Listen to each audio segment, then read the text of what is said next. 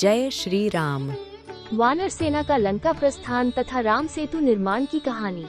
अपने जलती हुई पूंछ की आग बुझाने के बाद बजरंगबली हनुमान अंतिम बार माता सीता से मिलने के लिए जाते हैं।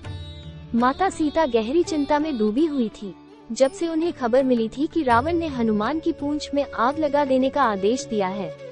इसलिए माता सीता ने अग्निदेव से प्रार्थना की थी कि वो हनुमान की पूंछ का एक बाल भी ना जलाएं। और हुआ भी यही कि अपने जलती हुए पूंछ से बजरंगबली हनुमान ने रावण की पूरी लंका जला दी, लेकिन उनकी पूंछ का एक बाल भी नहीं जला। अतः हनुमान आकर माता सीता को प्रणाम करते हैं और श्री राम के लिए कोई अपना संदेश देने के लिए कहते हैं। माता सीता हनुमान को भेंट के प्रमाण के रूप में ये बात बताती है कि जब इंद्र के पुत्र जयंत ने एक कौवे का रूप लेकर उनके पैर पर चोट मारी थी, तब श्री राम ने कुशा के एक तिनके को मंत्र उपचार के द्वारा उसके पीछे छोड़ा था कि वो तीनों लोगों में घूमकर भी उससे बच नहीं पाया था। अंत में वह खुद श्री राम की शरण में आया, तब उसके प्राण बचे थे और तब श्री राम ने उसे एक आंख से काना करके छोड़ दिया था। माता सीता का ये संदेश लेकर हनुमान जी उड़ते हुए वापस आ जाते हैं। तरण, अंगद, जामवंत और वानर दल के साथ आकर सीता माता से भेंट की सुखद समाचार श्री राम को सुनाते हैं। ये सुनकर श्री राम आत्म विभोर हो जाते हैं। वो हनुमान को अपने हृदय से लगा लेते हैं और कहते हैं, हनुमान, आज तुमने मेरा सबसे प्रिय कार्य किया है। अगर तुम सीता का पता नहीं लगाते तो अपने कुल की मर्यादा की रक्षा न कर पाने के कारण मैं अपने पूर्वजों को मुंह दिखाने के काबिल नहीं रहता। आज केवल तुम्हारे कारण ही मुझे सीता के सकुशल होने का संदेश मिला है। अब बिना समय गवाए मैं लंका जाकर उस दुष्ट पापी रावण को उसके कुकर्मों का दंड दूंगा। तब श्री राम सुग्रीव को निर्देश देते हैं कि आप अपनी सेना को एकत्रित करिए, हम कल के समय लंका के लिए कूच करेंगे। सुग्रीव तथा अन्य वानर श्रेष्ठ श्री राम से आग्रह करते हैं कि आपको ही हमारी सेना के सेनानायक बनना चाहिए। सुग्रीव के आग्रह पर श्री राम वानर सेना का सेनानायक बनना स्वीकार करते हैं। अगले दिन श्री राम तथा सुग्रीव की पूरी वानर सेना बड़े जोश के साथ लंका के लिए कूच करती है। हर हर महादेव के नारे लगाते हुए सारी सेना उत्साह तथा उमंग के साथ आगे बढ़ती है।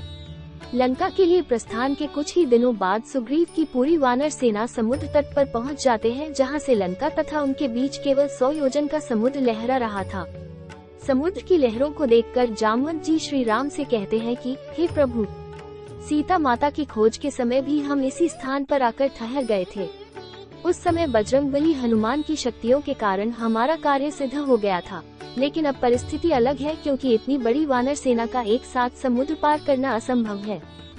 वहीं दूसरी ओर लंका में रावण का छोटा भाई विभीषण भरी सभा में रावण को ये सम्मति देने का प्रयास करता है कि वो देवी सीता को श्री राम के पास आदर के साथ पहुँचा दे, इसी में सबकी भलाई है।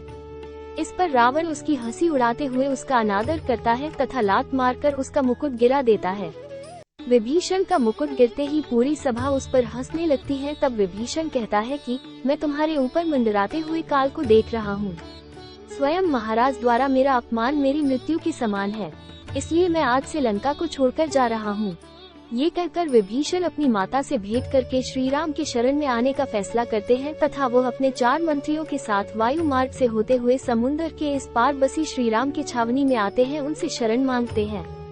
शरणागत वत्सल श्री राम अपने शत्रु के छोटे भाई को भी अपनी शरण में लेते हैं और उसे यह वचन देते हैं कि उसे रावण के वध के बाद लंका का अगला राजा बनाएंगे।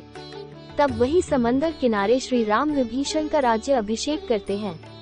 उसके बाद सबसे बड़ी जो समस्या थी, जो कि 100 योजन का समुद्र कैसे पार किया जाए, तो विभीषण ये सलाह देते हैं कि उन्हें समुद्र देव से प्रार्थना करनी चाहिए कि वो उनकी सेना को लंका तक जाने का रास्ता दे। तब श्री राम सभी को कहते हैं कि हम समुद्र देव से रास्ता देने के लिए प्रार्थना करेंगे। लेकिन लक्ष्मण जी को यह अच्छा नहीं लगा। उन्होंने कहा कि भैया, हमें रास्ता मांगने की जरूरत नहीं है, क्योंकि यदि आप आदेश करेंगे तो समुद्र को वैसे भी हमें रास्ता देना ही पड़ेगा। लेकिन श्री राम लक्ष्मण की इस सलाह को अपनी मर्यादा के कारण टाल देते हैं, क्योंकि श्री राम जानते थे कि समुद्र की मर्यादा भगवान की तरह होती है, जिससे वो बंधे होते हैं।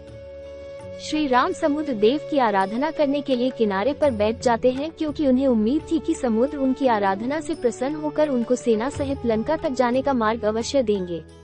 लेकिन 3 दिन तक लगातार प्रार्थना के बाद भी समुद्र की तरफ से कोई प्रतिक्रिया नहीं हुई। तो श्री राम को इस बात पर क्रोध आ जाता है और वो समुद्र देव को क्रोधित होकर कहते हैं, हे समुद्र, मैंने बिना अन्य जल ग्रहण किए 3 दिन तक आपकी आराधना की है, लेकिन तब भी आपने मेरी विनती स्वीकार नहीं करते हुए अपनी लहरों के शोर द्वारा अपने अहंकार को प्रकट किया है। इसलिए अब मैं अपने तीखे और अग्नि वर्षक दिव्यास्त्र के प्रयोग से आपका सारा जल पाताल तक सुखा दूंगा। ये कहकर श्री राम अपने धनुष पर बाण चढ़ा लेते हैं। इतने में ही त्राहिमाम करते हुए समुद्र देव आते हैं और श्री राम से क्षमा मांगने लगते हैं और कहते हैं कि हे प्रभु, मुझे क्षमा करें, लेकिन मैं आपको अपने जल में से रास्ता नहीं दे सकता, क्योंकि समुद्र की एक मर्यादा होती है जो कि स्वयं अपने नारायण अवतार में निर्धारित की थी।